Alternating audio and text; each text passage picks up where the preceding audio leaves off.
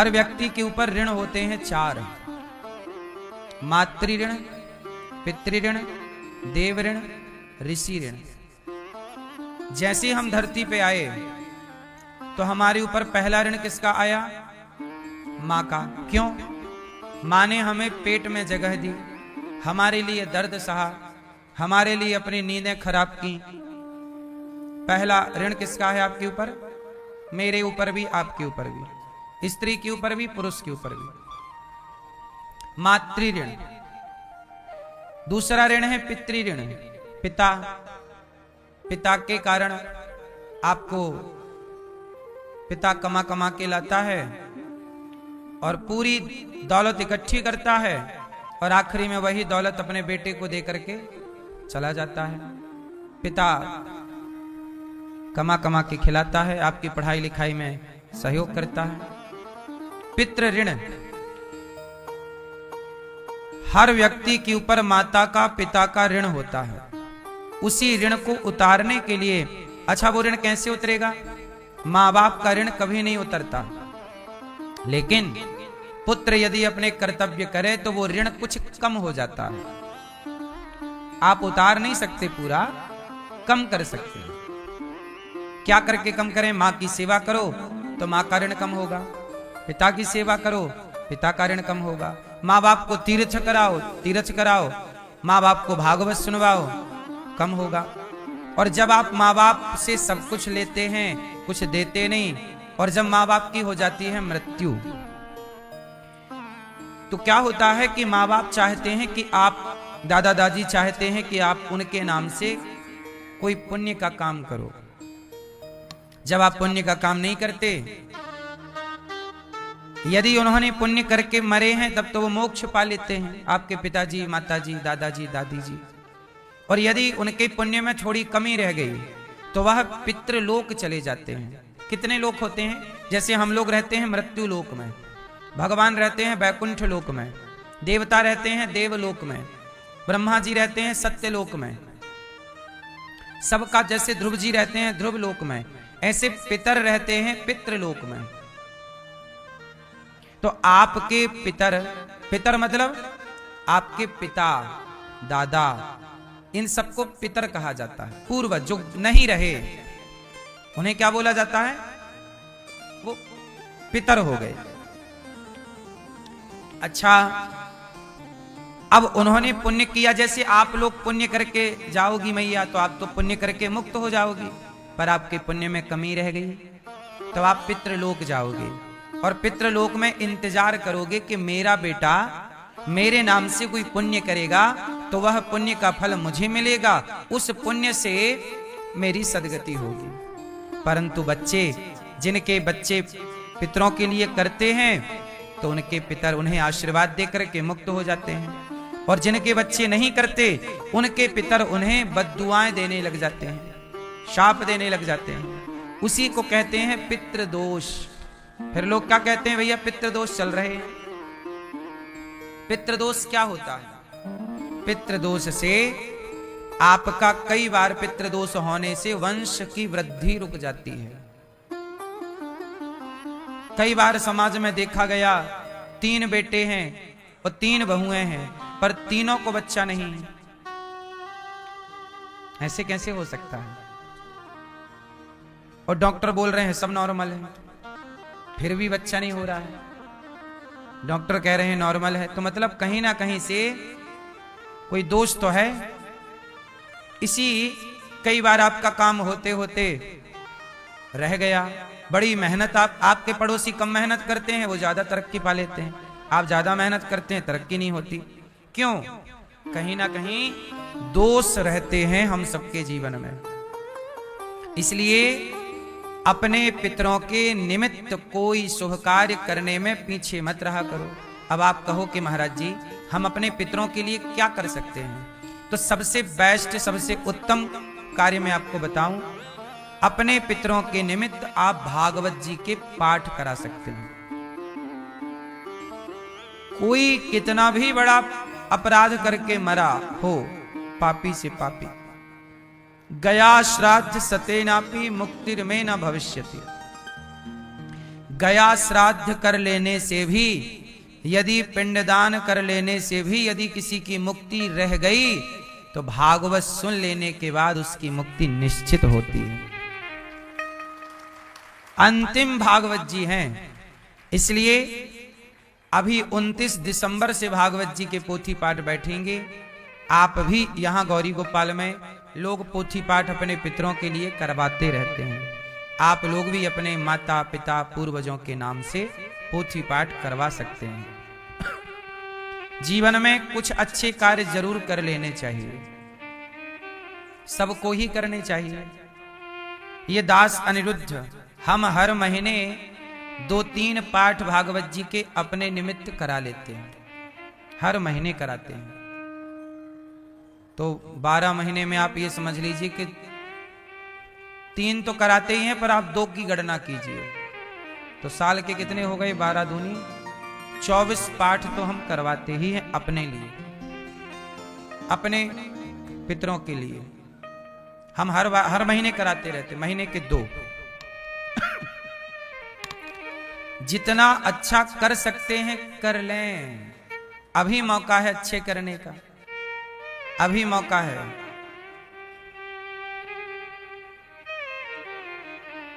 पुण्य जितना करेंगे वो अपना ही तो धन है,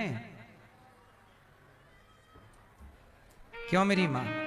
इसलिए पितरों के लिए, अब जैसे आप लोगों से मैं पूछ लूं कि आपके पिता के मृत्यु की तिथि क्या है, तो आपको पता है? आपको पता है? आप नहीं? आपके पिताजी की मृत्यु की तिथि आपको नहीं पता, आपको पता है?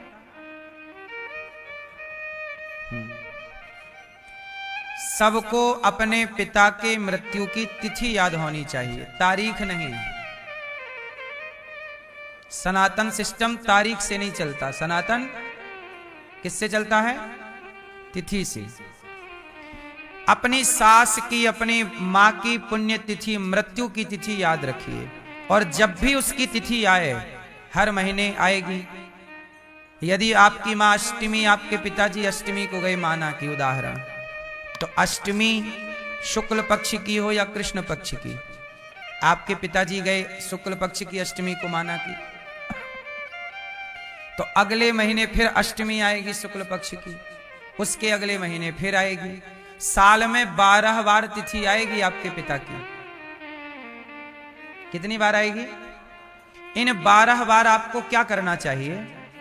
अपने दादा की, पिता की पुण्यतिथि पर एक दीपक जला करके पितरों के नाम का दक्षिण दिशा में रखना चाहिए। अपने मंदिर में ही दक्षिण दीवार की तरफ रख देना चाहिए, मंदिर में ही दक्षिण की तरफ, दक्षिण की ओर मुंह करके। और उस तिथि पर, जैसे अष्टमी के दिन पिता की तिथि है, यदि हो सके तो 2-4 ब्राह्मणों को बुला लो, 2-4 कन्याओं को बुला लो। उस दिन, तिथि के दिन 2-4 ब्राह्मणों को भोजन करा दो, कन्याओं को भोजन करा दो। आसपास गैया है तो पिता के नाम से गाय को चारा खिला दो। उस दिन विशेष चिड़ियों को दाना, कौआ को दाना, कुत्ते को रोटी, अगल बगल जो कुत्ते हैं उनको पेट भर, पिता के नाम से। ये 1 महीने में 1 बार कर सकते हैं आप, तो कर लीजिए। एक तिथि आए तो अपने पिता की तिथि पर आप गौरी गोपाल आश्रम में संतों को भोजन बंटवाएं कि भाई यहाँ हजारों संत भोजन करते हैं गौरी गोपाल में, पिता की पुण्य तिथि पर हम संतों को भोजन बंटवाएंगे। माँ की पुण्य तिथि पर हजारों साधु संत जो भोजन करते हैं, गौरी गोपाल आश्रम में ये संतों को रोटी बंटवाएंगे कि भाई आज का भोजन हमारी ओर से, हमारे पूज्य पिताजी की ओर से। माँ की मृत्यु पर इन वृद्ध माओं को भोजन करा दो कि यहाँ गौरी गोपाल में वृद्ध माएं रहती हैं, माओं को भोजन करा दो। यदि कर सकते हैं तो उस तिथि पर 12 बार, शुरू के कम से कम 2-3 साल तक तो ये कार्य कर लो। 3 साल के बाद फिर क्या होता है कि पिंडदान हो जाता है गया जी में। जब तक गया श्राद्ध नहीं कर लेते तब तक वो हर महीने की तिथि याद करके कर लो। फिर गया श्राद्ध कर लिया तो फिर हर महीने करने की जरूरत नहीं है, फिर साल में 1 बार पितृपक्ष जब आता है, उस पितृपक्ष में जो तिथि आती है आपके, जैसे अष्टमी है तो अष्टमी आएगी, तो उस अष्टमी के दिन आप गया श्राद्ध कर आओ। और अब आप लोग प्रश्न करेंगे कि हमने तो गया श्राद्ध कर दिया, पिंडदान कर दिया, अब क्या करें? तो गया श्राद्ध करने के बाद भी नियम तो यही है कि माता पिता की तिथि पर आप कुछ ना कुछ कार्य छोटा मोटा ही, पंजीरी ही बांटिए बाप के नाम से, पर ये उस तिथि पर पंजीरी ही सही पर बटनी चाहिए। अन्न दान उस दिन भले पंजीरी का करो, पर हो उस तिथि पर, माता और पिता की तिथि पर। इससे क्या होगा? इससे आपके पितरों की परम गति होगी, पितृ दोष नहीं होगा, और साल में एक बार, जीवन में एक बार भागवत जी के पोथी पाठ करवा ली अपने माता पिता के नाम से, उससे आपका जीवन बेहतर होगा। आज का व्यक्ति इतना आलसी हो गया है कि अपने कर्तव्यों को भूल गया, ना माँ का कोई कर्तव्य पूरा कर रहा है, ना पिता का वो बोलता है आज के व्यक्ति, अरे हम तो विज्ञान के युग के, हमें ये भरोसे ही नहीं है क्या वया क्या होता है। तुम नहीं मानते, इसका मतलब ये नहीं है कि सत्य नहीं है। ना मानने से अंग्रेज आते हैं और गया श्राद्ध करने लगे। पता है आपको अंग्रेज, आप गया जी जाइएगा पितृपक्ष में, अंग्रेज मिलेंगे आपको श्राद्ध करते हुए। जो सत्संग कर रहा है, जो समझ रहा है, वो सब अपने कर्तव्य कर रहे हैं। आज की आपाधापी में लोग भूल गए, कर्तव्य कोई नहीं करना चाहता। तो मातृ ऋण, पितृ ऋण, तीसरा ऋण है देव ऋण। देव ऋण, सूर्य भगवान को जल चढ़ाइए, भगवान का स्मरण कीजिए, इससे देव ऋण से मुक्ति मिल जाती है। देवताओं का भी ऋण है ना, प्रकाश दे रहे हैं सूर्य भगवान, आपको हवा मिल रही है, पानी मिल रहा है, ये प्रकृति तो दे रही है, तो देवताओं का ऋण है। और चौथा ऋषि ऋण। ऋषि ऋण क्या होता है?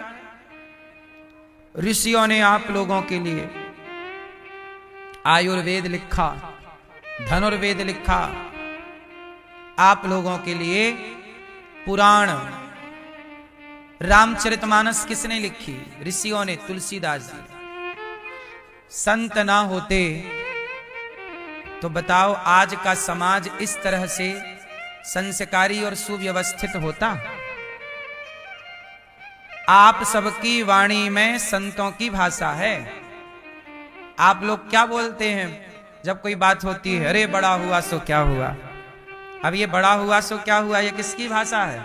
संतों की तो वाणी है। तो संतों का ऋण हम सबके ऊपर होता, क्योंकि हम जो बोल रहे हैं वो कहीं ना कहीं संतों की वाणी। वो जब भी आप कोई उदाहरण देते हैं तो आप क्या बोलते हैं? आप बात बात में बोला करते हैं कि देखो रामायण में ऐसा लिखा है, भाई को धोखा नहीं देना चाहिए, भरत जी और राम जी। अब राम और भैया भरत के बारे में आपने पढ़ा होगा, तो जहां भी पढ़ा होगा उस ग्रंथ को लिखने वाले कोई ऋषि ही होंगे। बोलो हाँ। रामायण पढ़ोगे तो महर्षि वाल्मीकि जी ऋषि, रामचरितमानस पढ़ोगे तो तुलसीदास जी ऋषि, महाभारत पढ़ोगे वेदव्यास जी ऋषि, पुराण पढ़ोगे वेदव्यास जी ऋषि। फिर तो जितना भी हम समाज में ज्ञान हमारे यहां है वो सब ऋषियों की देन है। इसलिए ऋषियों का ऋण है। तो ऋषियों का ऋण कैसे उतरेगा? बोले गीता रामायण का पाठ करते रहिए, ग्रंथों के प्रति सम्मान रखिए, तो ऋषियों के ऋण से मुक्ति मिल जाएगी। ये 4 ऋण होते हैं। इन चारों ऋणों से हम सब ऋणी हैं, माँ के, पिता के ऋण से, देवताओं के और ऋषि के ऋण से। इसलिए हमारे यहाँ चारों को प्रणाम है। माता को प्रणाम, पिता को प्रणाम, सूर्य भगवान देव ऋण। पहला प्रणाम सवेरे जागती व्यक्ति सूर्याय नमः, आदित्याय नमः, भौमाय नमः, खगाय नमः, मित्राय नमः, भास्कराय नमः। सूर्य भगवान को अर्घ देते हैं। आप लोग जल चढ़ाते हो सूर्य भगवान को? सही बताओ, नहीं चढ़ाते? सूर्य भगवान को जल चढ़ाना चाहिए कि नहीं? आप लोग क्यों नहीं चढ़ाते? रोज चढ़ाओ। अच्छा, सूर्य भगवान प्रकाश रोज देते हैं कि कभी कभी? विटामिन डी कहां से आता है? फसलों को ताकत, यदि सूर्य ना होते तो किसान की कोई भी फसल होती? यदि आप और हम जीवित हैं तो इसमें सूर्य भगवान का योगदान है। बोलो हाँ। तो जब उनका योगदान है तो 1 लोटा जल चढ़ा के धन्यवाद तो दे ही सकते हैं। ये तो थैंक यू है, ईश्वर का धन्यवाद। इसलिए धन्यवाद के तौर पर जल चढ़ाइए। हे ईश्वर आपका धन्यवाद। भगवान की भक्ति क्यों की जाती है? थैंक यू के लिए। हे ईश्वर। अच्छी बताओ, आप बहुत प्यासे हैं, पानी नहीं मिल रहा है चारों ओर, और तभी कोई पानी लेके आए और आपको पिलाए, तो आप थैंक यू बोलोगे कि नहीं उसे? उसने आपके प्राणों की रक्षा की कि नहीं जल देकर? फिर यदि उस व्यक्ति ने जल देकर आपके प्राणों की रक्षा की, तो आपके इर्द गिर्द आसपास यदि पानी है तो वो पानी कौन दे रहा है? ईश्वर। तो क्या उस ईश्वर को थैंक यू धन्यवाद नहीं होना चाहिए? इसलिए उसको माला जपते हैं। 1 माला जपो, 10 माला जपो, 20 माला जपो। माला इसलिए कि हे ईश्वर श्रीमन्नारायण श्रीमन्नारायण। माला जप रहे हैं, काहे माला जप रहे हो? ईश्वर को याद कर रहे हैं। धन्यवाद प्रभु, आप ना होते तो हमें पानी कौन देता? आप ना होते हमें रोटी कौन देता? अच्छा मैया, आपने ऐसे किसी व्यक्ति को देखा जिसके दोनों हाथ ना हो? क्यों? आप लोगों ने ऐसे किसी व्यक्ति को देखा जिसके दोनों हाथ ना हो? क्यों? देखा? देखा होगा। हल्ला ना करो मेरी मां, शोर ना करो मैया। अब जरा सोचो कि किसी के दोनों हाथ नहीं हैं, उसे खाने में कितनी तकलीफ होती हो। सामने रखा है भोजन पर हाथ ही नहीं है, अब कैसे खाता होगा? किसी के आश्रित होगा कि नहीं? कोई आए खिलाए।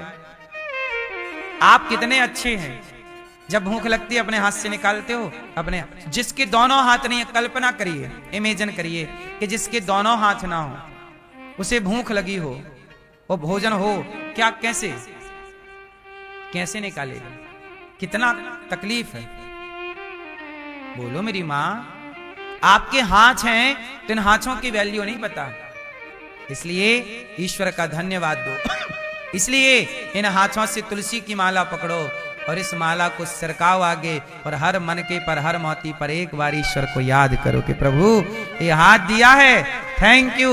ये हाथ ना होता तो क्या होता? हम पानी भी नहीं पी सकते थे। इसलिए श्रीमन्नारायण श्रीमन्नारायण श्रीमन्नारायण श्रीमन्नारायण।